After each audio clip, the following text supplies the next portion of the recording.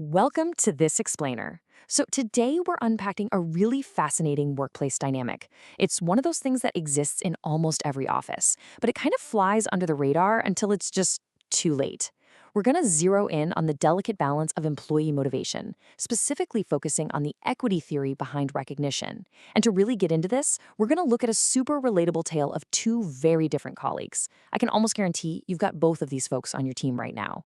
Part 1. Two employees, one tension. Let's just dive straight in and look at these two distinct personas. Okay, so picture the first employee. She's studying for her CFA or maybe a CPA, something like that. Her employer is absolutely over the moon about her ambition. I mean, they're paying her exam fees, she's getting generous study leave, and the second she passes, bam, proud shout out in the company newsletter. And honestly, that is fantastic. She is literally building the future capability of the organization. But let's contrast her with the second person, your silent hero.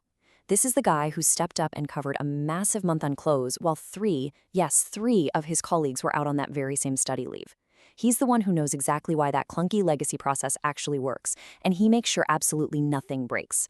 He didn't get a shiny new certificate this year. He just kept the lights on so everyone else could go shine. The tension we're talking about isn't that we celebrate the student. We absolutely should. The tension is what happens in the shadow of that spotlight. Moving into Section 2, Understanding Equity Theory. This brings us to a really tough question we have to ask ourselves.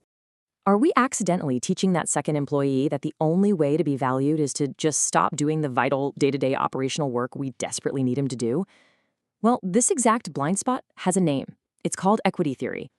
Coined by J. Stacy Adams, this framework tells us that our silent operational hero, he's not just being petty or jealous, not at all. He's actually running a constant, very human calculation in his head. You see, people don't evaluate their rewards in a vacuum. We evaluate them by comparison. We look at our own inputs versus our outputs, and then we look right across the desk at the person sitting next to us and measure theirs. So when we map out this exact calculation from our second employee's perspective, the reality is pretty stark. Let's look at his inputs. He basically absorbed the workload of 3 people. Now his outputs? Crickets. Complete silence. Meanwhile, his colleague puts in the input of passing exams and gets sponsorship, paid time off, and loads of public praise. That massive disparity between his input and his total lack of output, it's completely jarring. And what equity theory tells us is that when things feel this out of whack, people don't just sit around. They act to restore the balance. Really, he's only got 3 choices. He can reduce his input, quiet quitting, dropping the extra effort. He can demand more output, which honestly a lot of people just don't know how to do. Or he can just leave and find a completely new comparison somewhere else. Section 3, the high cost of silence. And let's be real, that last option we just mentioned should absolutely terrify organizations. Because that study, Operational Keystone, the person holding the whole arch together with all that deep institutional knowledge, is exactly the person you literally cannot afford to lose. If they walk out the door, everything grinds to a halt. And the research here, it is not subtle at all. According to data from the Aberdeen Group, strong recognition programs are associated with roughly 31% lower voluntary turnover. Think about that for a second. That is a massive retention advantage simply for making sure people feel seen and valued for what they do every single day. And the dark side of getting this wrong is perfectly illustrated by Gallup data. They found that employees who feel inadequately recognized are twice as likely to say they'll quit in the next year. 2 times as likely. No way around it, when you leave the people who are keeping the lights on completely in the dark, you are actively doubling your flight risk. And look, this isn't just about handing out random bonuses either. McKinsey's research, along with Herzberg's famous 2-factor theory, backs this up perfectly. They show us that non-financial recognition, stuff like genuine praise from a manager or direct attention from leadership, those are core drivers of engagement.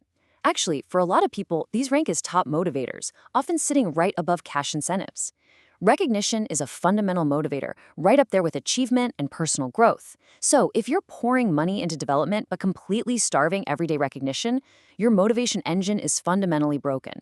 Which brings us to Section 4, Recognition, Equity versus Equality.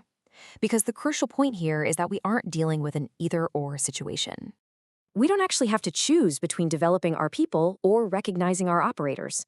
The real issue is that our total rewards portfolio has just drifted totally out of balance. Why? Well, passing a test and getting a certificate is incredibly easy to measure, right? But everyday excellence, that's subtle, it's often invisible. So to fix this, we have to completely reframe our thinking. We need to shift away from recognition equality and move toward recognition equity.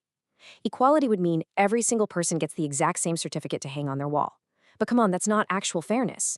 Equity means that rewards reach people in proportion to their real, actual contributions. The person keeping the lights on doesn't want or need a fake certificate. They need a reward system that actually sees them. They need that flawless month-end close to be treated with the exact same reverence as a past exam. Section 5, 4 moves for balance. Now, understanding the theory is great and all, but what does this balance actually look like in practice? Let's break down the actionable steps, a real 4-move playbook you can use on Monday morning to fix this imbalance. First up, build a dual track. Yes, absolutely celebrate capability building, but you have to stand up an equally visible track that honors reliability and institutional knowledge. If the new certificate gets a newsletter shout-out, so does the hero who carried the team through a massive crunch. Second, make invisible work visible.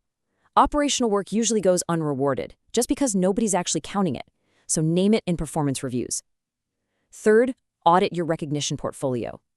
Dig into last year's data. What percentage of your rewards flowed to credentials versus the people who just kept the business alive? If it's skewed, well, you found your leak. And fourth, protect against the study leave shadow. Whenever you sponsor someone's development, the colleague who has to absorb their workload needs to be recognized as part of that exact same investment. To really hammer home that second step about funding and making work visible, let's look at Berson's research. It proves that companies investing just over 1% of their payroll in recognition are markedly more likely to hit their organizational goals. What this means is that setting up a system to make invisible work visible isn't some expensive, burdensome HR initiative. Not at all. It's a highly effective, super low-cost strategic choice that drives actual, tangible business results. As we wrap up this explainer, I want to bring you right back to those 2 employees we started with. Because the incredible, transforming organization you're trying to build, it isn't built by the credential alone.